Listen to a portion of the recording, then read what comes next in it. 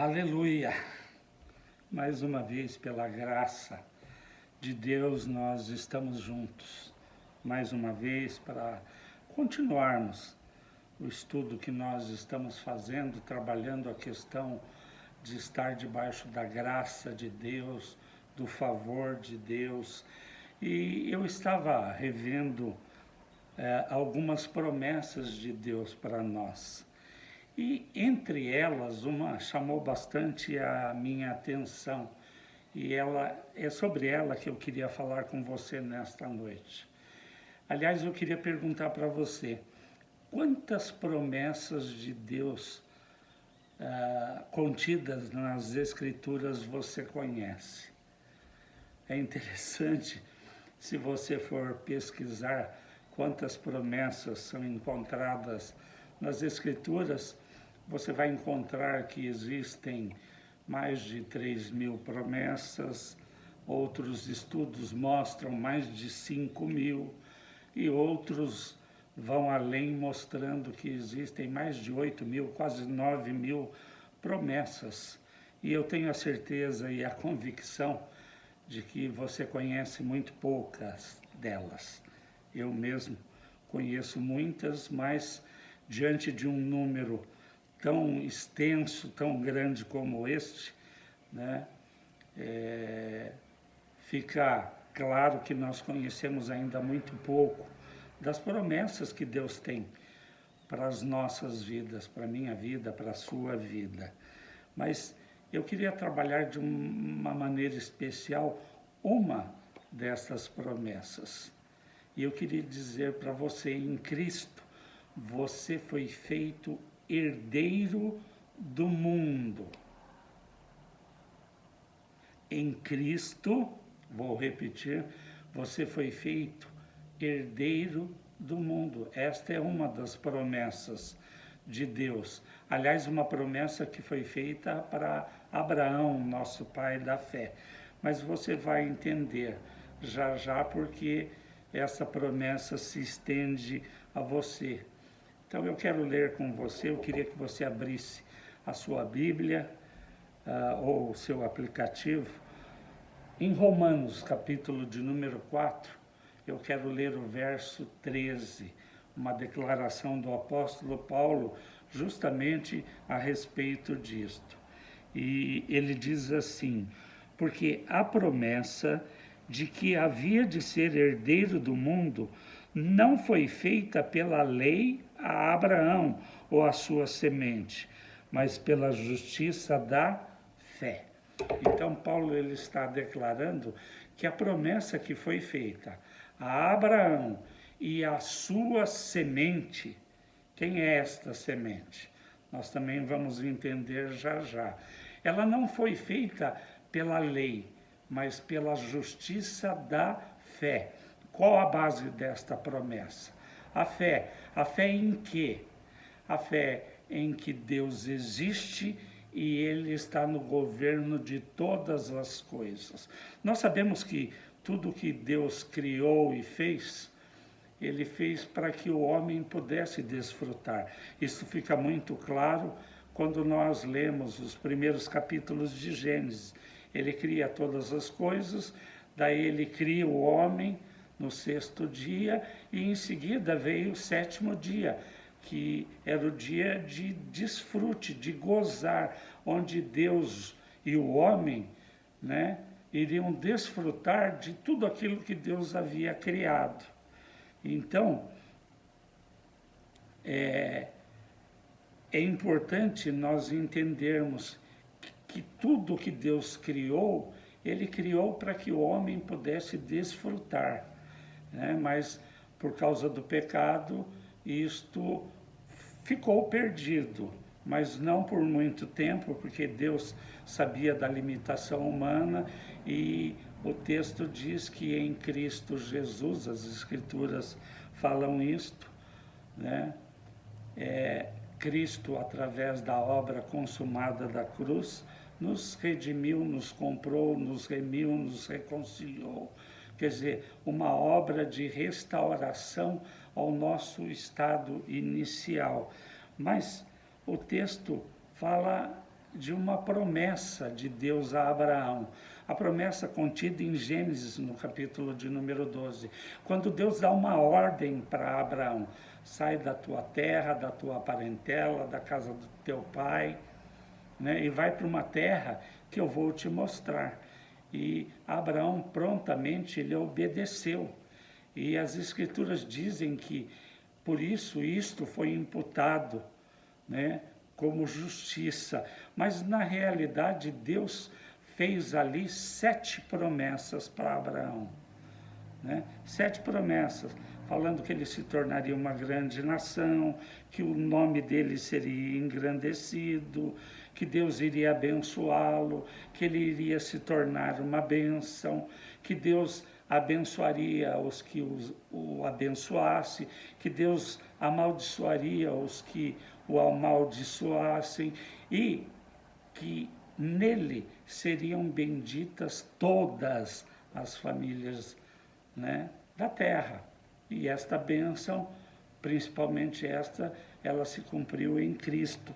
Nós sabemos disso. Mas 7 promessas, e 7 é um número que indica totalidade, consumação, né, algo perfeito. E este número se repete muitas vezes nas Escrituras. Mas então, uma promessa de Deus para Abraão, que ele se tornaria herdeiro do mundo. Agora, venha comigo um pouco para frente, Gálatas, carta de Paulo aos Gálatas, no capítulo de número 3, vamos entender que semente é aquela, que a promessa foi feita para Abraão e a sua semente. Então, Paulo, em Gálatas 3,16, explica isto, e ele diz: ora, as promessas foram feitas a Abraão e à sua semente. Ele não diz às sementes, como se fossem muitos, mas fala de um só, e a tua semente, que é Cristo. Então, a promessa de Deus foi feita, né, a Abraão e a sua semente, que é Cristo, Agora, venha comigo mais uma vez para a carta de Paulo aos Romanos, né? No capítulo de número 8, eu quero ler o verso de número 16. 8:16. Paulo está dizendo assim: e o mesmo Espírito, falando com relação ao Espírito Santo, dá testemunha com o nosso Espírito que nós somos filhos de Deus. Olha que tremendo isto, né? Paulo está dizendo que o próprio Espírito Santo se une ao nosso espírito para afirmar que nós somos filhos de Deus. Mas não somente isto já é algo tremendo demais. Mas se nós somos filhos, então herdeiros de Deus e co-herdeiros com Cristo. Se junto também sofremos, juntos também seremos glorificados. Este texto me chamou muita atenção, por quê? Porque é muito claro esta promessa de Deus, né, que foi feita a Abraão e a sua descendência, a sua semente, que na realidade é Cristo.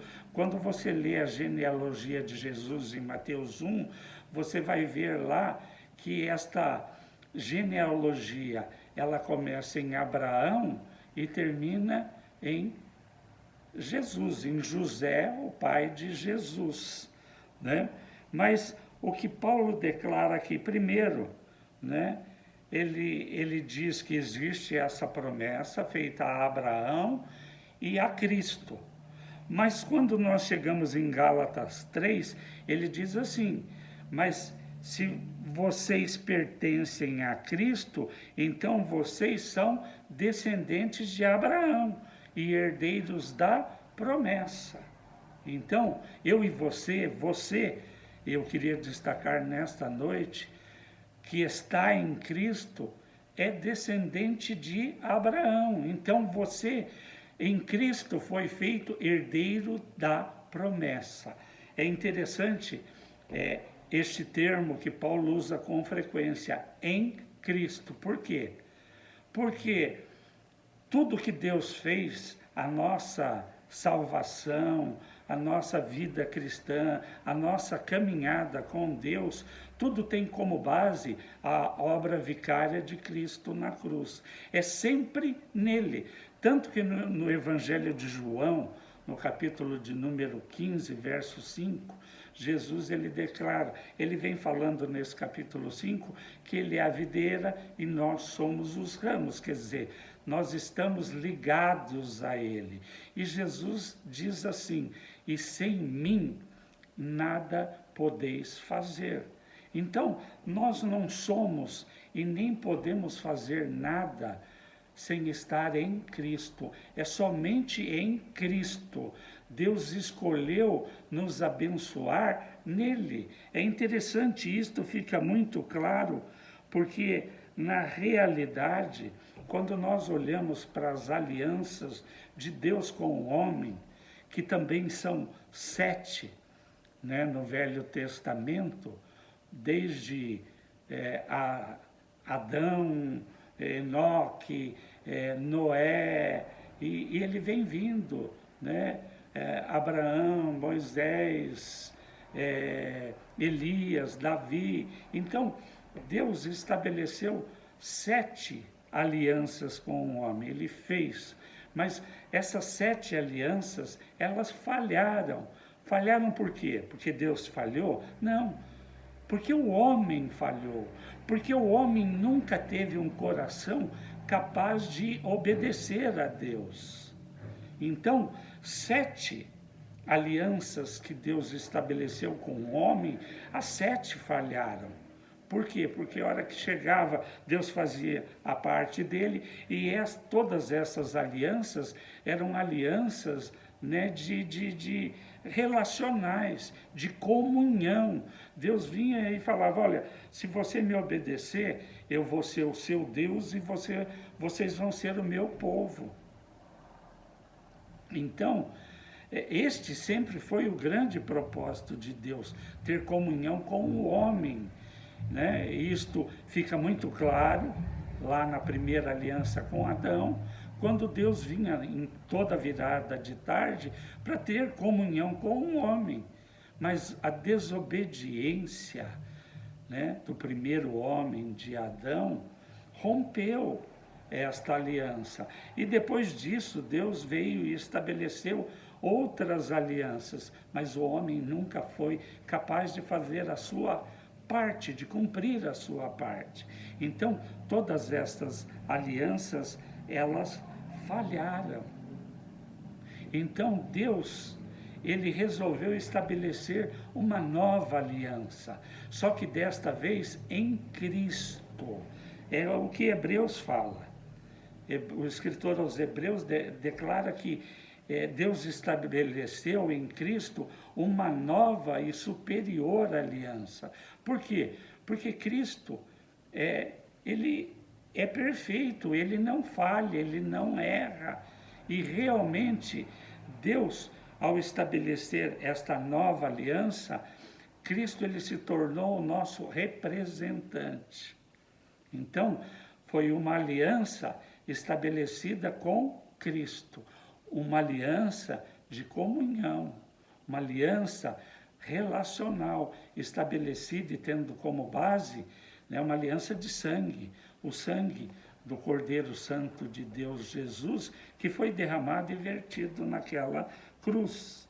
Né? Então, é interessante porque Deus, na velha aliança, ele vinha e estabelecia uma aliança e ele dizia assim, né? Você faz, você precisa fazer a sua parte.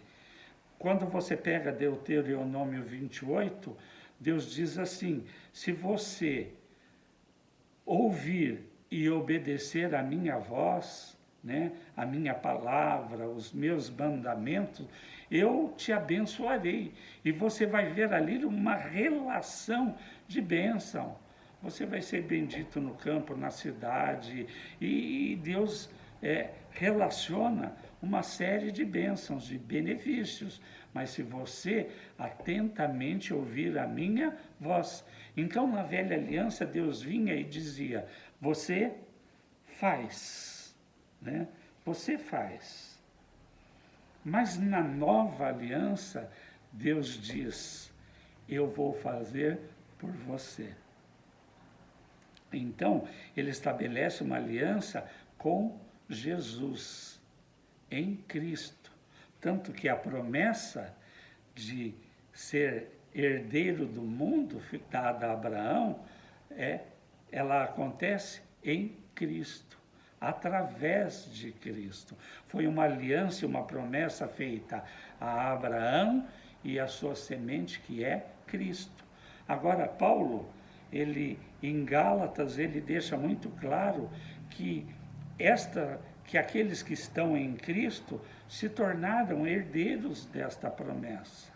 E todo aquele que creu em Jesus e o recebeu como Senhor e Salvador da sua vida, todo aquele que nasceu de novo, ou que declara o Evangelho de João no capítulo de número 3, né, se tornou filho de Deus e, consequentemente, herdeiro das promessas, mas principalmente herdeiro desta promessa, herdeiro do mundo. Então nós precisamos entender esta realidade. Mas o que eu queria destacar, né, realmente aqui, é que isto realmente aconteceu, a promessa de fato ela existe, mas só que Paulo, quando nós olhamos para a carta que ele escreve à igreja em Roma, no capítulo 8, verso 17, ele realmente confirma isto, né?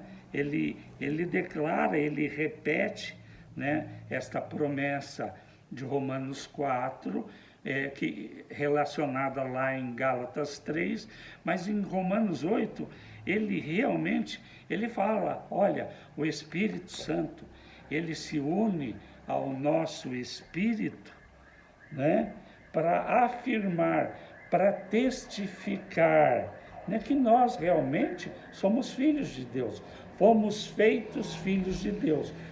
Nem todos são filhos de Deus. Quem são filhos? João, capítulo 1, né, no capítulo 1, você vai ler lá que Jesus ele está dizendo, olha, Jesus ele veio para os seus, mas os seus não o receberam. Mas a todos quantos o receberam, isto é, creram na sua obra, creram nele, deu-lhes o poder de se tornarem, de serem feitos filhos de Deus. Então, filho é só aquele que creu e recebeu Jesus como Senhor e Salvador da sua vida. Todos não são filhos de Deus? Não. Todos são criação de Deus, criaturas de Deus. Filho só aquele que crê e recebe Jesus como Senhor e Salvador. Como Paulo declara lá em Romanos 10, crê com o coração e confessa com a sua boca que ele é o Filho de Deus, o Verbo encarnado de Deus. Mas, enfim, Paulo, ele fala aqui que o Espírito Santo realmente testifica com o nosso espírito. Paulo, em 2 Coríntios, no capítulo 6, ele diz que nós somos templo de Deus, a habitação de Deus no Espírito. Então, todo aquele que nasceu de novo, o Espírito Santo veio morar dentro dele. Dentro dele. Nós somos a habitação de Deus. O Espírito Santo habita em nós. Né? E como filhos, né, amados de Deus que nós nos tornamos em Cristo, se nós somos e fomos feitos filhos, nós nos tornamos também herdeiros da promessa. das promessas, na verdade. Mas, na realidade, desta promessa que foi feita a Abraão e a sua semente, que é Cristo. Porque Paulo está falando, se vocês estão em Cristo, se vocês permanecem em Cristo, né, vocês se tornaram filhos e, consequentemente, herdeiros da promessa. Herdeiro do mundo, né? As promessas realmente são muitas, mas em Cristo você se tornou e foi feito herdeiro do mundo. Mas tem um se neste texto de Paulo, né? Tem uma condição. Ele completa isso em Romanos 8, 16 e 17, porque ele diz assim: nós somos também herdeiros de Deus, juntamente com Cristo, se de fato nós participamos dos seus sofrimentos, né? Que sofrimentos são estes? No original grego, patema, são as aflições que o cristão deve suportar pela mesma causa de Cristo. Cristo, ele se fez carne, ele veio a este mundo, se fez homem, né? E sofreu, padeceu, né? Ele foi afligido, ele sofreu uma série de sofrimentos, de situações, mas principalmente ele foi crucificado. Para quê? Para que naquela cruz ele pudesse satisfazer a justiça de Deus. Por quê? Porque as Escrituras dizem que o salário do pecado é a morte. E o significado de morte é separação. Então, nós, por causa da natureza de pecado que nós herdamos do nosso pai Adão, nós estávamos condenados a viver eternamente apartados de Deus. O salário do pecado é a morte. Paulo fala isso em Romanos 6, testificando que nós merecíamos esta morte, viver eternamente separados de Deus. Mas em Cristo, né, esta dívida, ela foi totalmente paga. Então, por isso que hoje nós estamos debaixo desta graça, desta nova aliança, deste lugar de favor. Por quê? Porque Deus, né, em Cristo, por causa do seu sacrifício, da obra que ele realizou, do preço que ele pagou pelos nossos pecados naquela cruz. Ele não tinha pecado. Ele não tinha. Mas ele se fez pecado por nós. Ele morreu justamente para que o seu sangue fosse o preço pago para que nós fôssemos novamente aceitos por Deus. Nós fomos totalmente perdoados. Aliás, esta salvação que nos alcançou por causa desta obra, nos concedeu perdão dos nossos pecados, redenção, quer dizer, nós somos redimidos, comprados por este sangue para Deus. Nós fomos justificados, quer dizer, nós fomos feitos justos, não pela nossa justiça, mas pela justiça de Cristo. E fomos reconciliados, quer dizer, não existe mais separação entre nós e Deus. Por quê? Justamente por causa do sangue que foi derramado, do preço que foi pago. Então, esta salvação poderosa que nos alcançou, não por mérito, porque ninguém merecia, é imerecida, por isso que se chama graça, favor imerecido de Deus. Mas Deus em Cristo escolheu nos abençoar. É uma aliança nova estabelecida pelo sangue do Cordeiro Santo de Deus, uma aliança de bênção, de favor. Tanto que uma das promessas é que nós nos tornamos herdeiros do mundo. Mas Paulo coloca uma condição: se nós participarmos do seu sofrimento, quer dizer, se nós pagarmos um preço, como continuadores que nós somos da obra de Jesus nesta terra, nós fomos e nos tornamos a igreja de Cristo. Nós somos membros do corpo de Cristo. É o que as Escrituras declaram. Os continuadores do seu ministério. Então, esta promessa de herdar o mundo, ela tem uma condição: se nós participarmos dos seus sofrimentos, se nós estivermos dispostos, realmente a sofrer por esta mesma causa. Talvez não na mesma dimensão que ele sofreu e padeceu, mas nós somos convidados a participar destes sofrimentos. Então, nós precisamos entender esta condição. Certo? Mas há uma série de benefícios. Eu queria que você viesse comigo para Efésios, no capítulo 1, no verso de número 3, Paulo faz uma declaração tremenda. E aqui, Paulo ele nos dá o entendimento, da dimensão desta bênção que veio para nós através de Cristo. Ele diz assim, a gente conhece, decora e salteado.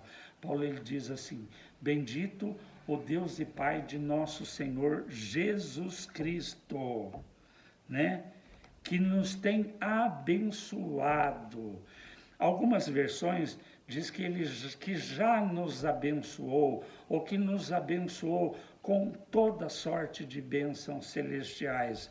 Mas na realidade, no original grego, o tempo chamado de aorístico, que é o tempo deste verbo, não tem um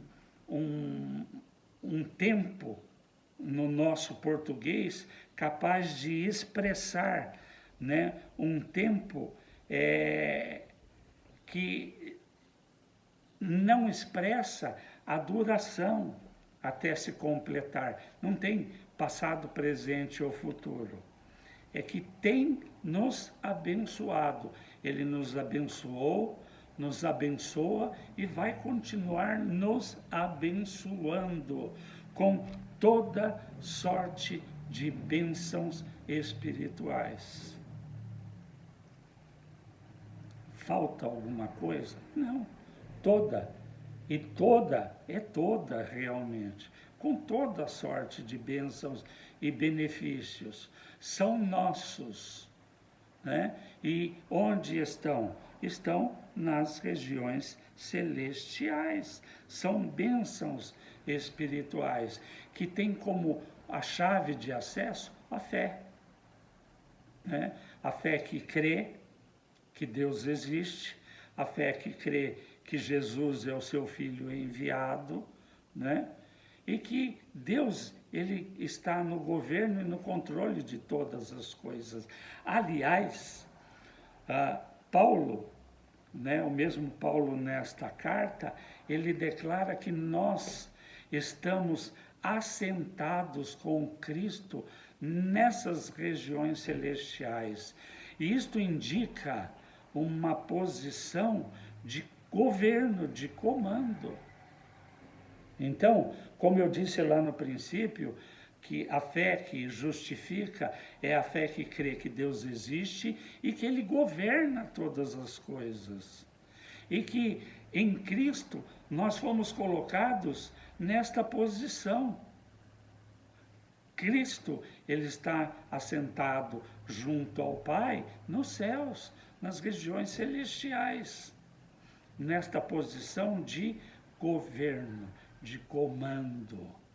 Tanto que, quando Jesus volta ao céu, ele nos envia a promessa do Espírito Santo.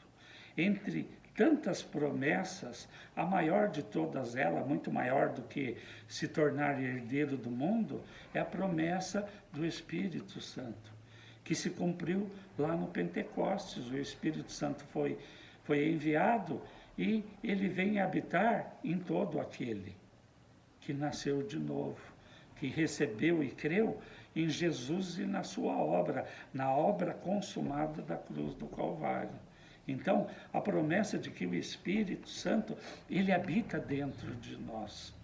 E o que nós precisamos e devemos fazer quando Paulo coloca esta condição, se nós participarmos dos sofrimentos de Cristo? Nós somos os continuadores da obra que ele começou quando ele veio inaugurar a sua igreja aqui na terra, lá no Pentecostes. Nós somos membros do seu corpo, membros desta igreja, participantes dela. E nós somos os instrumentos que Deus usa hoje, aqui nesta terra, para levar este reino para a vida das pessoas. E isto demanda de nós sacrifício, isto demanda de nós, muitas vezes, sofrimento, muitas vezes perseguições e por aí adiante. Mas se nós participamos, nós estamos dispostos, né? A promessa é nossa, as promessas são nossas. Então, estas bênçãos e o destaque são bênçãos espirituais. Por quê? Por que elas estão nas regiões celestiais? Nós precisamos entender que nós, embora vivamos neste mundo de maneira natural, nós não somos e não devemos ser conduzidos, guiados, né, pelas leis naturais somente, mas principalmente pelas espirituais. Não é o natural que comanda o espiritual, é o espiritual que comanda e governa este mundo natural. Então, são bênçãos espirituais que vão muito além do plano natural. Mas em Cristo, às vezes é complicado para algumas pessoas entenderem isto, o fato de nós estarmos em Cristo, nós continuamos neste mundo, mas estamos ao mesmo tempo numa posição de governo e de comando no reino espiritual, no mundo espiritual. E a chave de acesso a toda esta sorte de benefícios se chama fé. Fé. É preciso fé e é preciso ser participante dos sofrimentos do Senhor, para se tornar herdeiro das promessas. Eu não sei se você consegue ter esta percepção, mas há pessoas que são bem-sucedidas e abençoadas em suas vidas e negócios. E há outras que, embora trabalhem, se esforcem, sejam diligentes, conseguem muito pouco resultado. Então, eu queria dizer para você que isto é resultado, muitas vezes, de alguém que aprendeu a caminhar somente pelas leis naturais, que comandam e governam este mundo. Mas nós precisamos andar e caminhar pelas leis espirituais. Por quê?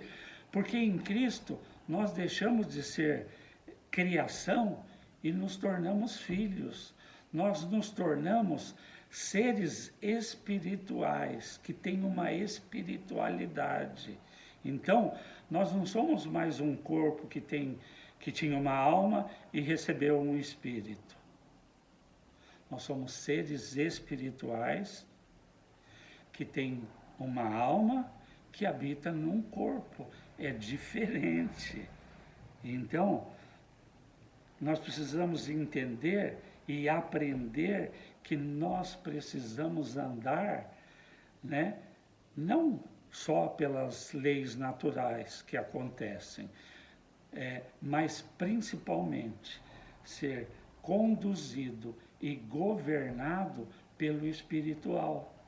Na verdade, o que precisa acontecer é que este espaço de habitação onde o Espírito Santo veio morar, onde Deus habita, ele precisa ser ampliado. E ele é ampliado na medida da nossa comunhão com Deus. Quanto mais comunhão, quanto mais este espaço de habitação, ele se alarga, ele se amplia.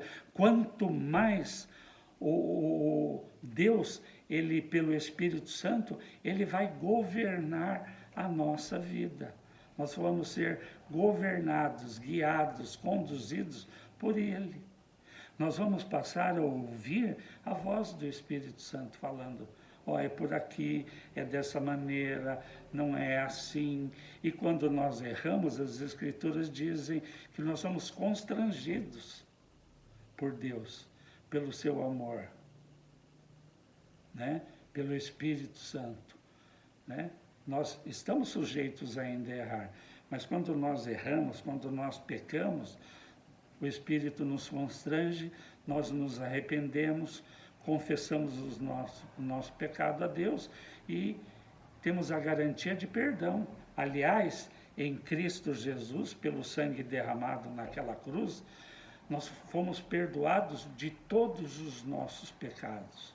Não foram alguns, todos os nossos pecados já foram perdoados. Porque nós estamos em Cristo. Não é pela minha obediência, não é pela nossa, mas é pela dele. Ele obedeceu perfeitamente. Ele pagou um preço, né? Como nosso representante. Por isso, nós fomos colocados debaixo desta aliança de bênção. Nós estamos debaixo do favor de Deus, mas nós nos tornamos filhos e herdeiros se nós também participarmos dos sofrimentos dele, das aflições. Nós vamos participar. Nós vamos sofrer também para continuar a obra que ele começou, de levar esta salvação para todos, para todos. Este é o nosso grande desafio, este é o nosso comissionamento. Então, meu querido, né, eu queria deixar esta palavra ao seu coração, né, dizer que em Cristo você se tornou um filho amado de Deus, herdeiro das promessas. Mas se você, né, se tornar um participante dos sofrimentos dele, das aflições dele, até que ele volte. Porque nós temos até a volta de Jesus para pregar o evangelho da salvação que há em Cristo. Porque no dia que o Senhor voltar, e eu tenho dito isto e repetido, as Escrituras deixam muito claro, nós estamos vivendo os últimos dias, os tempos do fim, que vão culminar com a segunda volta de Jesus, que vem para buscar a sua igreja, que somos nós, que são os redimidos, que são os comprados e lavados no seu sangue, que somos nós. Mas enquanto nós estamos aqui, né, nós podemos, devemos, é direito nosso viver como herdeiros de Deus, herdeiro das promessas de Deus. Então, não viva menos do que isto. Este é o desafio que eu quero deixar para o seu coração. Em Cristo, você foi feito mais do que vencedor em todas as coisas. Em Cristo, você foi colocado nele e está sentado com ele nas regiões celestiais, numa posição de governo, de comando, como era lá no princípio. O homem foi criado à imagem de Deus para governar toda a criação de Deus, para exercer domínio. Está lá. E em Cristo, né, este domínio, este governo, foi restaurado novamente ao homem que crê e recebe a Jesus como Senhor e Salvador da sua vida. Então fica aqui o meu desafio, fica aqui o meu abraço, a minha bênção, que você tenha uma semana de muito sucesso, de muito avanço, de muitas conquistas, não isenta de lutas e de dificuldades, porque elas vão fazer parte da nossa caminhada.